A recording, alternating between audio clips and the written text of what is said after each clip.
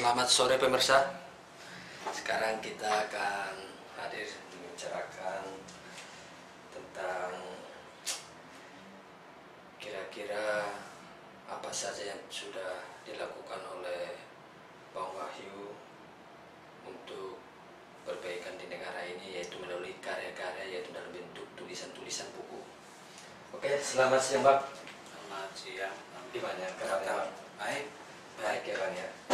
Sekarang gini Bang, kita tahu nih Bang ini kan sebagai penulis, editor. Kira-kira saat ini pertama kali yang diterbitkan Abang judulnya apa nih gitu Bang? Ya, saya kira saya dengan bendera cinta Indonesia sebetulnya sedang mempersiapkan banyak hal ya.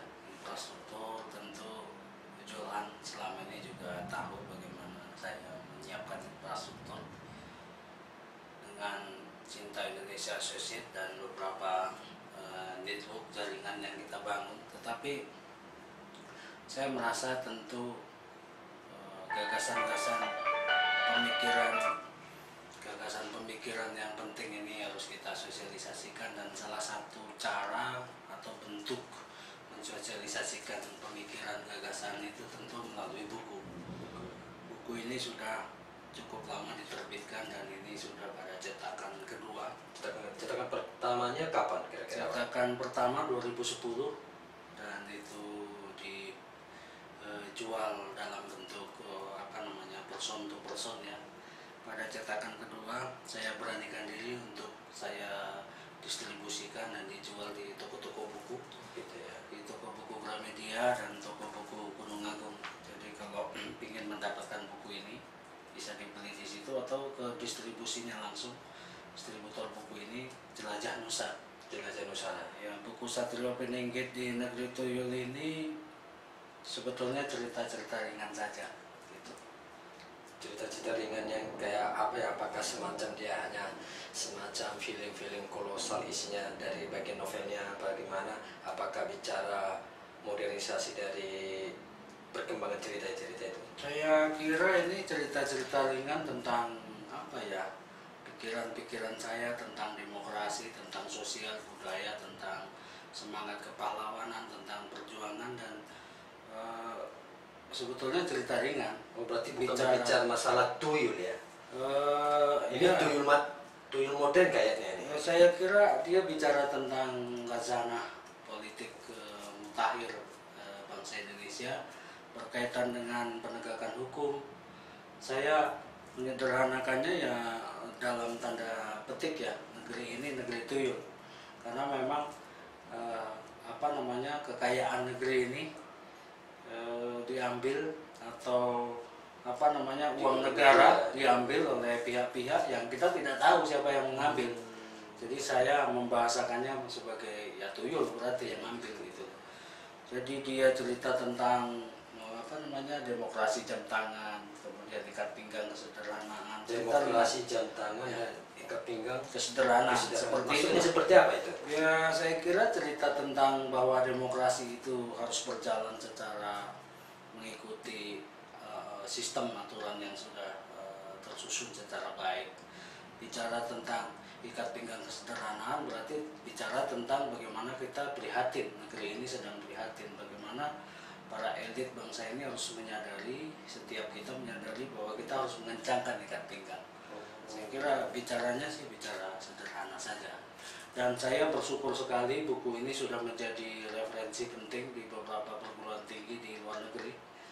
Jadi seperti di Cornell University, kemudian menjadi buku yang dikoleksi oleh Perpustakaan Nasional di Australia.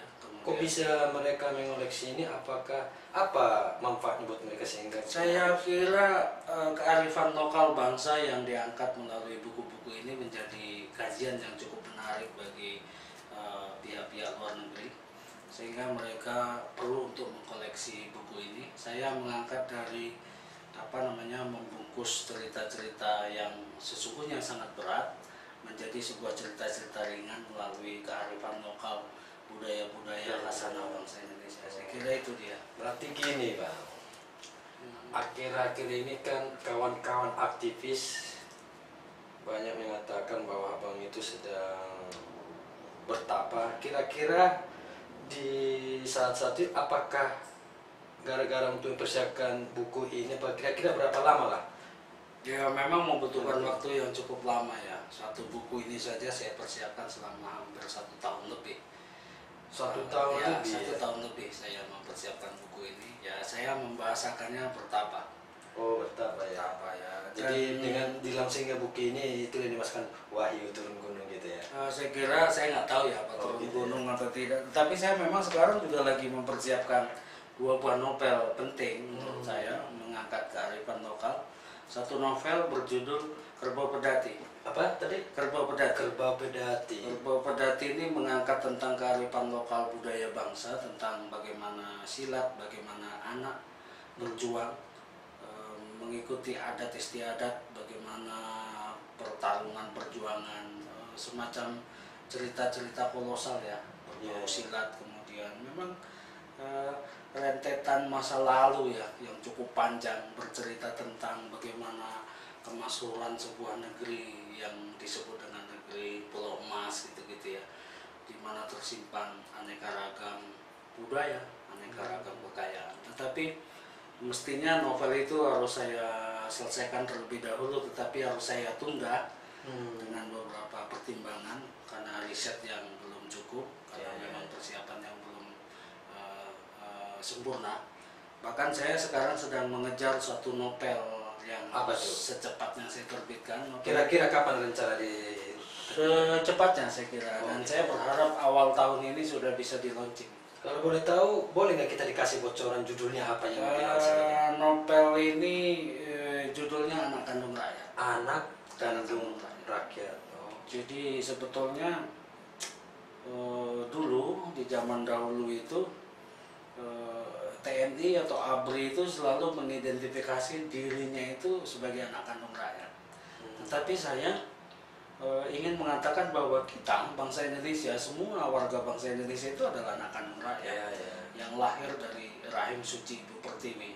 Dia adalah bicara cerita tentang bagaimana perjuangan tentang seorang tenaga kerja yang bekerja di Malaysia, yang gantung di atas pohon ketika dikejar, ketika malam tidak mendapat perlindungan dari majikan, harus tidur di atas pohon dengan menggantung. Atau di dalam cerita ini ada seorang tokoh dari masa kecilnya, seorang tokoh yang saya sebut tokoh itu bernama Sudirman.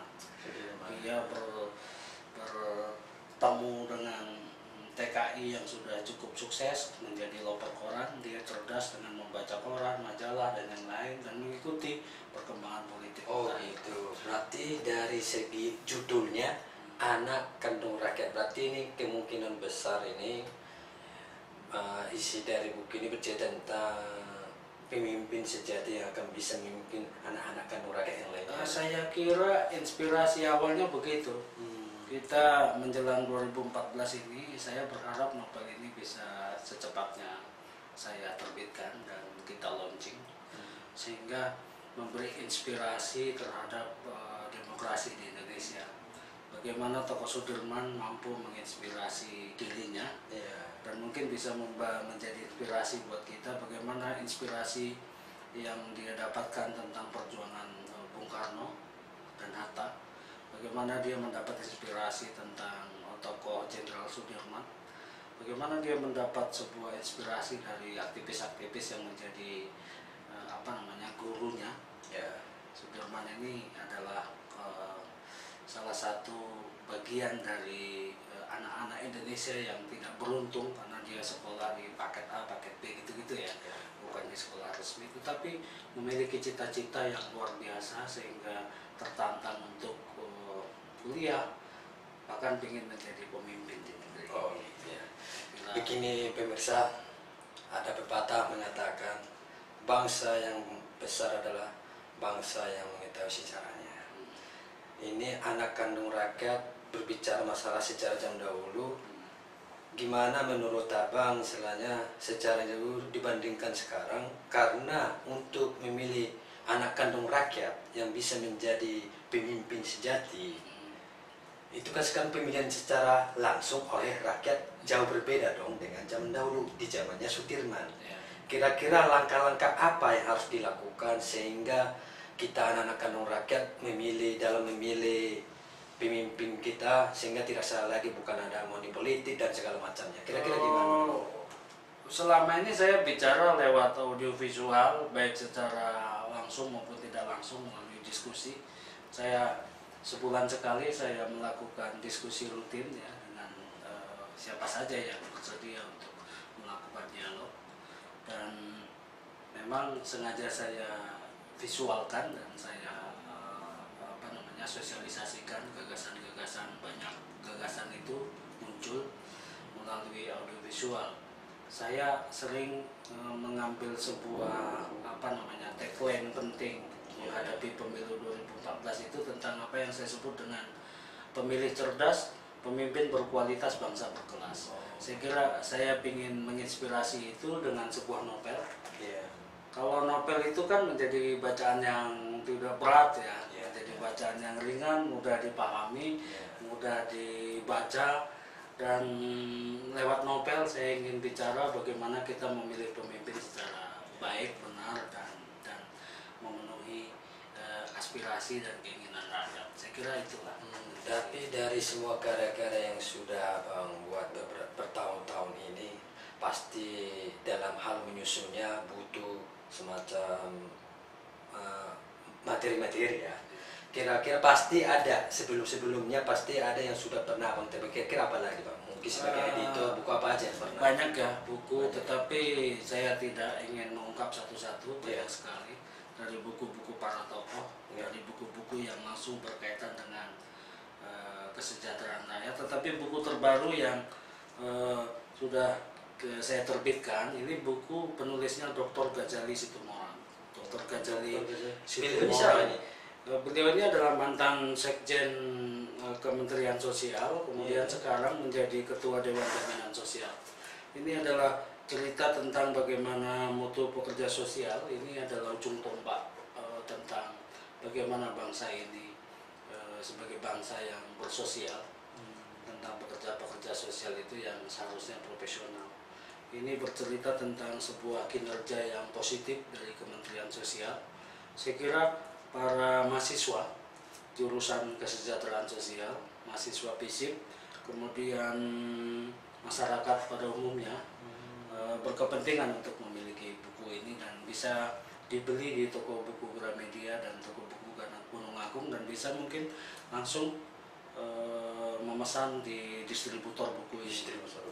Yang kedua, sebagai Ketua Dewan Jaminan Sosial, beliau menulis buku tentang reformasi jaminan sosial di Indonesia. Reformasi jaminan sosial di Indonesia. Ini ditulis oleh beliau atas nama pribadi sebetulnya. Transformasi BPJS, indahnya harapan, pahitnya kegagalan. Maksudnya apa ya kira-kira? Setelah bincang-bincang yang cukup dalam dengan penulis, saya sebagai editor buku ini merasa tersanjung karena saya diberi kesempatan untuk edit buku beliau dan menerbitkan buku beliau. Program jaminan sosial, khususnya jaminan kesehatan, itu akan di-launching pada 1 Januari 2014. Khususnya itu akan diselenggarakan oleh Badan Penyelenggara Jaminan Sosial BPJS di bidang kesehatan, yang sekarang ini itu masih bernama Askes. Nanti 1 Januari 2014 seluruh warga masyarakat atau seluruh warga negara Indonesia akan menikmati jaminan kesehatan itu. Jadi buku ini menjadi penting untuk menjadi referensi penting bagi setiap warga, referensi penting bagi para penyelenggara pelayanan kesehatan, rumah sakit, para pemangku kepentingan, institusi bidang pelayanan kesehatan. Jadi mereka berkepentingan karena buku ini adalah menjadi panduan lengkap, saya kira. Jadi panduan lengkap tentang program BPJS kesehatan yang akan ini sangat luar biasa nih. Ini kan nanti akan di launching programnya ini, jaminan sosial secara menyeluruh kepada masyarakat, di mana penulisnya sekaligus pelaku Jadi otomatis buku ini akan lebih berkualitas dibanding buku-buku yang kita bisa melalui wacana-wacana dan segala macam. Berarti ini bisa dikatakan buku ini disusun berdasarkan apa yang dialami oleh penulis. Buku ini sebetulnya menjadi sebuah referensi penting karena memang ini adalah apa yang menjadi kebijakan, keputusan, apa yang dialami oleh beliau sebagai penulis selama memimpin Dewan Jaminan Sosial. Berarti semua buku ini diterbitkan oleh Cinta Indonesia? Ya, saya terbitkan dan Cinta Indonesia sudah menerbitkan. Ada beberapa buku sebetulnya yang sebelumnya sudah diterbitkan oleh berkaitan dengan SJSN juga yang ditulis oleh para dokter, dan ke depan kita juga akan menerbitkan buku yang ditulis oleh Dr. Ahmad Nijar Shihab. Jadi saya kira memang saya beruntung, lembaga saya Cinta Indonesia beruntung dipercaya untuk menerbitkan buku-buku yang sangat dibutuhkan untuk meningkatkan kesejahteraan masyarakat Indonesia. Asal muasal Cinta Indonesia gimana sehingga terinspirasi dibuat suatu lembaga Cinta Indonesia? Ya, Cinta Indonesia itu apa sih panjangannya? Sentral Informasi Networking Transformasi dan Aspirasi Indonesia. Oh, di situ ya. Jadi kira-kira visinya ke depan apa ini? Rasa kecintaan terhadap apa ya? Saya sebagai bagian dari anak kandung rakyat itu merasa mencintai Ibu Pertiwi. Karena saya merasa bahwa saya lahir dari rahim suci Ibu Pertiwi itu, kita harus mencintai Indonesia. Inspirasi besar itu setidaknya itu, paling tidak saya ingin mengumpulkan semua potensi anak bangsa lewat Cinta Indonesia ini untuk berkarya sebesar apapun, semampu apapun, sekuat apapun, dengan pemikiran, dengan gagasan, dengan apapun, dengan dana. Dan saya ke depan ingin Indonesia lebih maju, Indonesia lebih modern, Indonesia lebih adil, Indonesia lebih sejahtera. Sebetulnya itu yang saya pikirkan. Oke Bang, ini kan perbincangan kita ini sungguh menarik, tapi alangkah baiknya dari karya-karya yang Abang tulis ini boleh nggak disampaikan kepada para pemirsa sehingga mereka nanti ya sekali lagi istilahnya buku ini dapat dibeli di mana, karena tadi mungkin para pemirsa tidak menyimak lebih ini ya. Iya, yang pertama ini edisi yang menurut saya belum terlalu lama dan banyak dikoleksi oleh perguruan-perguruan tinggi. Kira-kira bisa pesan apa? Judul bukunya Satrio Piniki di Negeri Tuyul.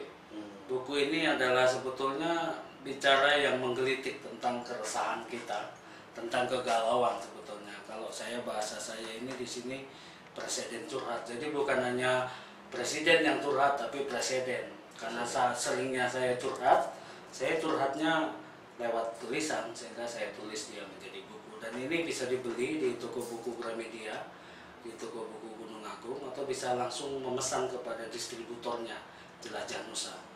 Dan bisa dilihat di website CEI www.cei.web.id. Jadi itu yang pertama. Yang kedua ini juga sama, buku Reformasi Jaminan Sosial di Indonesia. Ini juga bisa dibeli di toko-toko buku, bisa dibeli dan harganya tentu terjangkau, dan bisa lebih lengkapnya bisa dilihat di website tadi www.cei.web.id. Sama juga dengan buku Mutu Pekerja Sosial di Otonomi Daerah ini juga begitu. Jadi saya berharap para pemirsa sekalian, para sahabat yang cinta dengan Indonesia bisa mengkoleksi buku-buku ini sehingga memberi faedah dan manfaat untuk kita bersama. Saya kira itu, dan mungkin penting untuk menjadi catatan bahwa saatnya kita untuk berkreasi, memberikan terbaik untuk bangsa dan masyarakat Indonesia. Pesan singkat lagi Bang, untuk karena ini kan pesta demokrasi, supaya nanti para pemilih-pemilih ini tidak salah dalam memilih pemimpinnya. Kira-kira apa yang bisa disampaikan untuk? Saya kira pesannya satu ya, satu kalimat yang cukup penting. Saya selalu mengatakan di beberapa event dan di beberapa kesempatan saya baik secara langsung maupun lewat tulisan, saya katakan bahwa Indonesia membutuhkan pemimpin sejati. pemimpin sejati. Pemimpin sejati. Indonesia saat ini membutuhkan pemimpin sejati. Jadi bukan pemimpin pemimpin yang sekedar pemimpin, tetapi betul-betul pemimpin sejati. Bisa dikatakan pemimpin sejati yang mampu menggerakkan lah ya. Pemimpin sejati itu adalah pemimpin yang betul-betul menjadi pemimpin, bukan menjadi menjadi masalah dalam kepemimpinan itu, tetapi pemimpin yang betul-betul menjiwai kepemimpinannya dan dia meyakini bahwa itu adalah amanah dari Tuhan dan kepercayaan dari rakyat, sehingga dia menjalankan itu. Bagaimana cara kita memilih pemimpin sejati? Kuncinya cuma satu, semua potensi kita sekarang secara bersama-sama bagaimana menggerakkan semua potensi anak bangsa untuk menjadi pemilih cerdas, sehingga menghasilkan pemimpin yang berkualitas, bangsa Indonesia yang berkelas. Kalau pemilihnya cerdas, pemimpinnya berkualitas gitu ya, bangsa ini akan berkelas. Maksud saya berkelas itu bahwa cita-cita Indonesia akan menjadi negara yang diperhitungkan di dunia internasional itu menjadi kenyataan. Berarti bicara masalah pemimpin sejati mungkin akan kita bahas dalam edisi khusus di lain waktu ya Bang ya. Saya berharap Abang juga akan bersedia untuk menyampaikan gagasan-gagasan sehingga kami dari para pemilih-pemilih nanti bisa memahami sehingga kami tidak salah untuk memilih. Oke pemirsa, di sini tadi kita udah dengar karya-karya dari Bang Wahyu Triyono selaku penulis Satrio Piningit di Negeri Tuyul, di mana akhir-akhir ini para tokoh banyak yang mendedikasikan bahwa beliaulah Satrio Piningit. Tapi sebelum acara ini kita tutup, saya ada satu pertanyaan lagi yang harus saya sampaikan ke Bang Wahyu. Sebenarnya Satrio Piningit yang dibutuhkan dalam memimpin negara ini seperti apa sih Bang? Banyak orang berkata bahwa Satrio Piningit itu adalah sosok orang ya. Bagi saya adalah sebetulnya Satrio Piningit dalam konteks pemikiran saya itu adalah sistem. Siapa sih pemimpin sejati yang sedang membangun sistem? Sistem itu adalah sistem yang pro dengan rakyat. Saya kira itu dia. Bukan sosok orang gitu loh. Tiba-tiba muncul orang seperti malaikat gitu ya. Bukan pada sisi orang. Siapa sih yang sedang membangun sistem yang betul-betul mengikuti aspirasi rakyat, kemudian sistem yang betul-betul pro terhadap kepentingan rakyat, dan sistem itu macam-macam. Saya tidak tahu ya bagaimana para pemimpin yang sedang muncul di 2014 ini akan membangun sistem itu. Kalau tiba-tiba muncul tokoh yang sering disebut dalam ramalan itu, Satrio Piningit itu muncul tiba-tiba, juga takut juga kita kalau ada tiba-tiba gitu. Jadi menurut saya, hemat saya sih pada sistem. Siapa sih yang sedang membangun sistem? Dengan sistem itu sehingga kita rakyat menjadi terayomi, menjadi sejahtera, menjadi ya betul ya, tidak susah lagi, hidupnya senang gitu ya, punya harapan bahwa ke depan itu akan sejahtera. Saya kira itu sih gitu ya, substansi yang sistem ya. Sistem. Baiklah pemirsa, bicara masalah sistem ya, mungkin pemirsa meyakini juga bahwa sistem bisa merubah kita menjadi baik. Karena tanpa sistem ya kita akan seperti yang kita alami sekarang yang terjadi di negara kita ini, banyak jadi pemimpin, rakyatnya